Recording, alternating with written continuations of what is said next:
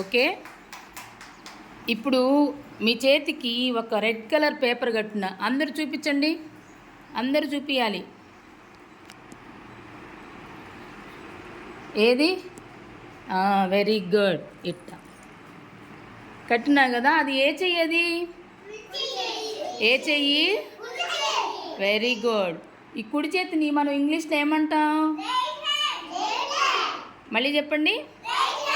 Very good. ఇప్పుడు మనం ఈ కుడి చేయి గురించి చిన్న సాంగ్ ఒకటి చెప్పుకుందాం, ఓకేనా? కుడి చేయి పైకి, కుడి చేయి కిందకి, కుడి చేయి పైకి, కుడి చేయి కిందకి,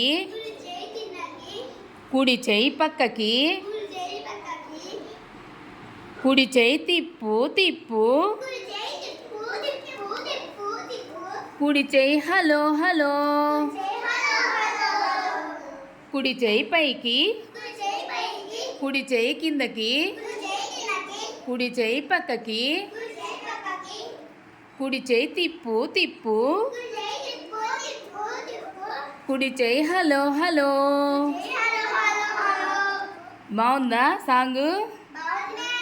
మీకు ఆ రెడ్ కలర్ ఎందుకు కట్టాను కుడి చేతికి అంటే, మీరు పక్కన ఎడం చేయి ఉంది కదా, అది ఎత్తకూడదు అనమాట. అంటే మీకు ఇది కుడి చెయ్యి అని తెలిసేదానికి ఏం కట్టా? కుడి చేతికి ఏం కట్టాను? అదే ఏంది? అది red colour paper. Red colour paper కట్టా అనమాట. అందువల్ల మీరేంటంటే ఆ చెయ్యి మాత్రమే ఎత్తుతారు. ఇంకో రోజు వేరే చేతి గురించి చెప్పుకుందాం, ఓకేనా? Very good. క్లాప్స్ కొట్టండి అందరూ.